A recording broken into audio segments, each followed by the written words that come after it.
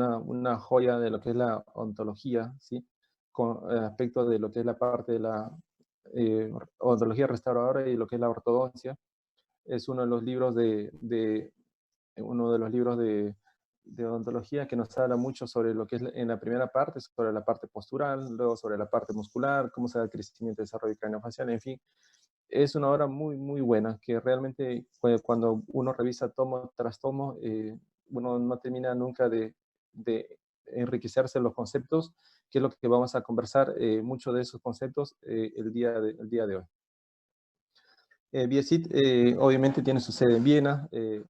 Usualmente todos los años, a mediados de año, realizan lo que es el Summer School, donde prácticamente ahí todos los profesores, los docentes e invitados de lo que es la Universidad de Viena, de Biosit, bueno, pues vierten todos los conceptos de lo que es la medicina oclusal.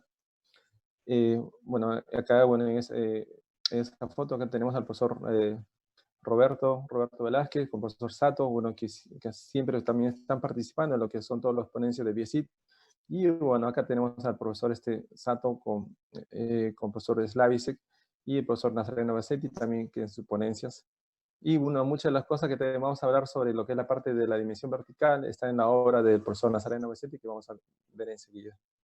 Biosit tiene convenio prácticamente con la Universidad de Viena y ha abierto una serie de sucursales de todo el mundo para poder compartir y vertir prácticamente todos los conceptos de medicina de la oclusión, ¿sí? A través de todo el mundo. Y tenemos la fortuna de en Sudamérica, bueno, contar, bueno, con este caso, con los profesores Alejandro Londoño, Miguel Acid, Biosit Colombia. De igual manera está Cristian Basili, bueno, en Chile, y bueno, y también está en Brasil. ¿Ok? Entonces, prácticamente BSI trata de diseminar prácticamente todos los conceptos de medicina oclusal a todo el mundo. Los profesores de BSI Colombia, que ya habíamos mencionado, en los cuales nos hemos profundizado lo que son los conceptos para poder ir avanzando y cada vez seguir aprendiendo y cada vez más conceptos de medicina de la oclusión. Acá estamos con un grupo de colegas de Sudamérica, como que un gran amigo que es Javier Lama, que es igualmente de Perú, ¿sí? Y bueno, acá tenemos la familia de Biosit Colombia, el grupo de amigos de diferentes partes de Sudamérica, de Colombia, de México, de Argentina, de Paraguay, de Venezuela, ¿sí? de Europa, de igual manera. Y bueno, pues con los excelentes anfitriones que siempre nos han compartido todos los conceptos, sí, de una manera así muy desinteresada y siempre muy, muy llana para poder seguir aprendiendo esos conceptos. Entonces, hablamos de ortodoncia craneomandibular. Entonces, ¿a qué nos referimos cuando nosotros estamos hablando de lo que es ortodoncia craneomandibular? Muchos de nosotros, ¿qué es lo que apreciamos y vemos acá? Nosotros vemos lo que es la punta del iceberg. Pero, ¿qué hay debajo de esa punta del iceberg? Es lo que probablemente muchas veces no visualizamos. Y solamente nosotros nos centramos ¿sí? en esa parte de la punta del iceberg, que es lo que muchas veces los pacientes vienen a nosotros, dicen, ¿no? Entonces, cuando el paciente viene a nosotros, muchas veces nosotros nos centramos en ver solamente lo que es un diente que está chueco, un canino que está impactado, que no sale, que no hay espacio, que tiene los dientes giroversados en mal posición. Es eso mismo que nosotros casi siempre o usualmente vemos, o por lo que los pacientes vienen a la consulta, eso es la punta del iceberg. Pero no vemos que hay más allá de ello. Y obviamente lo que es la parte de los dientes están incluidos dentro de lo que es el complejo cráneo mandibular. ¿Sí? Tenemos ahora ya no solamente dientes, tenemos ahora las estructuras craneofaciales. Pero ahora estas estructuras craneofaciales, ¿cómo se realizan? Lo que es la parte de la dinámica. Obviamente son los músculos que se encargan de realizar lo que es la dinámica, en este caso mandibular. Entonces, no solamente entonces ya son dientes, ahora hablamos de estructuras óseas, hablamos de músculos y hablamos de tejidos que obviamente están incluidos dentro de lo que son toda la arquitectura a nivel cráneo mandibular. Ahora, más aún, entonces ya no solamente el cráneo. Ahora, este cráneo, sin duda alguna, está inmiscuido dentro de un contexto, de un complejo más grande, que en este caso es el cuerpo humano. Entonces, que está interrelacionado, entonces todos los músculos que nosotros podamos tener en consideración a nivel de la cabeza y cuello están en correlación con todos los músculos de lo que es el cuerpo a través de las cadenas musculares. quiere decir que una mala oclusión que nosotros podamos tener a nivel, obviamente, de la cavidad oral, del órgano masticatorio, puede influenciar a través de las cadenas musculares en problemas posturales que pueda tener el paciente. Por eso hablamos de problemas posturales de tipo descendente, cuando el problema principalmente está a nivel de lo que es la parte superior, ¿sí? Entonces, por eso cuando nosotros tratemos de hacer un tratamiento ortodóntico, no solamente preocuparnos en poder generar una alineación, obviamente, de lo que son las piezas dentarias, ¿no? Alinear los dientes, buscar una oclusión de clase 1, entre comillas, pero debemos de preocuparnos, sí, de buscar eso, que hay estética, sí, pero que hay estética, pero que hay estética con función, y que esa función nos traiga, nos conlleve salud a nivel de la articulación, y eso concordancia, sí, con todo lo que son los músculos y las estructuras que corresponden al sistema cráneo-mandibular. Entonces, si tenemos esa armonía, obviamente nosotros vamos a estar haciendo tratamientos odontológicos de manera adecuada. Dicho de otra forma, simplemente lo que vamos a ocasionar va a ser problemas a nivel articular en nuestros pacientes, que la idea es obviamente no generar estas circunstancias. Entonces, vamos a hablar entonces sobre tratar en la clase 2, la clase 3. Entonces, ¿cuál es el estado general de la maloclusión? Entonces, si nosotros recordamos los conceptos de oclusión que prácticamente ya se empezaron a vertir hace más de 100 años, que se inició prácticamente con Angle, que prácticamente nos dio las llaves de la oclusión o las llaves de cómo poder clasificar las maloclusiones. Ya pasaron 100 años, pero desde ese entonces hasta ahora la ortodoncia contemporánea no llega a aclarar cuáles son los reales factores etiológicos por los cuales se desencadena una maloclusión. Y por lo tanto, ¿qué es lo que se hace convencionalmente? Solamente se hace tratar lo que es la parte de la sintomatología. ¿Y qué es lo que hacemos? Entonces, si hay apiñamiento, ok, hay apiñamiento, hay falta de espacio, entonces simplemente falta de espacio, sacamos algunas piezas dentarias para poder simplemente armonizar los dientes dentro de ese arco dentario. Oye, si la estética facial está comprometida, entonces se hace la cirugía ortognática.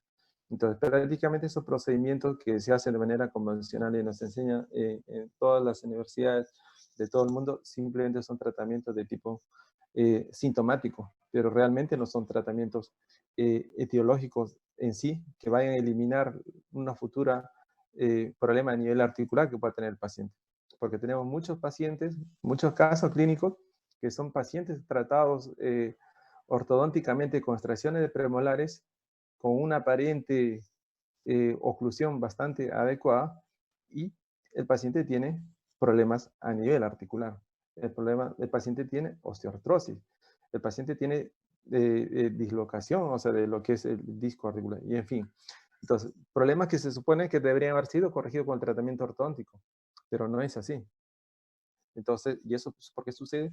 Porque obviamente hacemos tratamiento sintomático. Y es, obviamente, si uno les habla de eso, porque nos ha tenido que pasar esto, ¿sí? Entonces, la idea es conocer por qué se dan o cómo se desarrollan lo que son las maloclusiones. ¿Por qué tenemos mucha variación de lo que son las características de las maloclusiones? Tenemos clase 2, tenemos clase 3. Ahora, esta clase 2, esta clase 3, tenemos clase 2 con mordida profunda, tenemos clase 2 con mordidas abiertas. De igual manera, la clase 3. Entonces, ¿por qué tenemos tanta variación de lo que son las características de las maloclusiones, ¿no? Cosa que no sucedía en, antes en nuestros antepasados, cuando en este caso si hablamos de los primates. Prácticamente podía haber diferentes familias de primates, pero casi todos tenían una misma o una similar constitución a nivel craneofacial. Pero no sucede eso entonces en los seres humanos. Entonces, ¿qué es lo que ha ido pasando entonces? ¿Sí? Desde que nos encontramos ¿sí? Del proceso evolutivo hacia nosotros, ¿qué es lo que ha ido sucediendo? ¿Qué es lo que vamos a tratar de ver enseguida?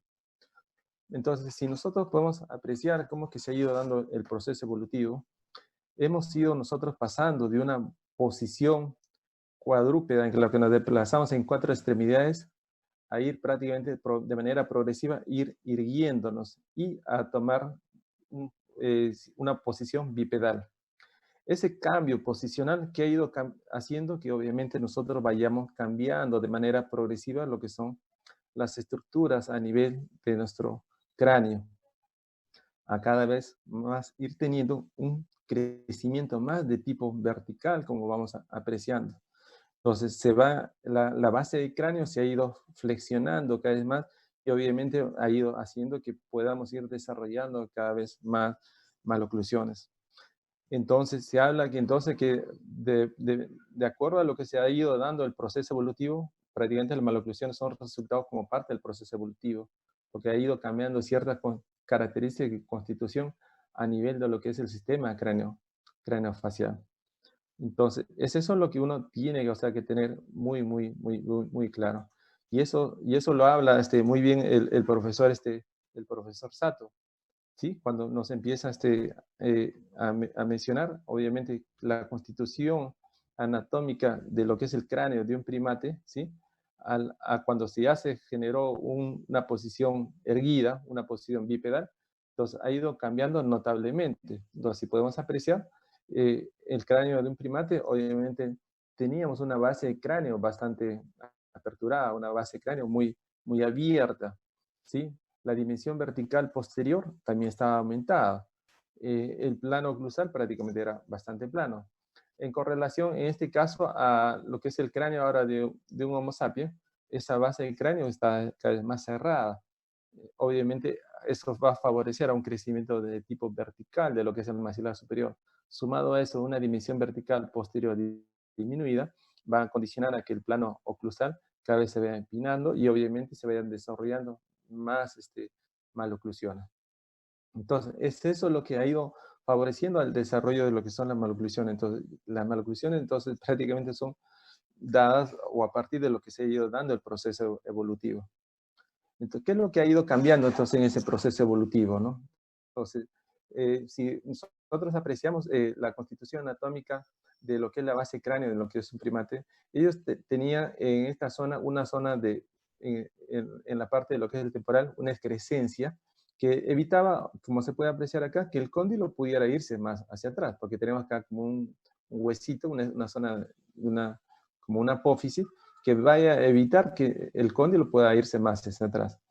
Pero en este caso, en el caso de lo que es un Homo sapiens, vemos que prácticamente esa excrescencia está perdida, ya no se tiene esa excrescencia.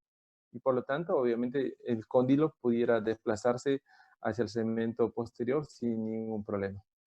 Entonces, eso ya lo tenemos claro. Entonces, la zona de la excrescencia que justo se ha ido perdiendo, que es la espina posglenoidea que nos habla el profesor Sato, y otra de las cosas que también se ha perdido era lo que el stop canino.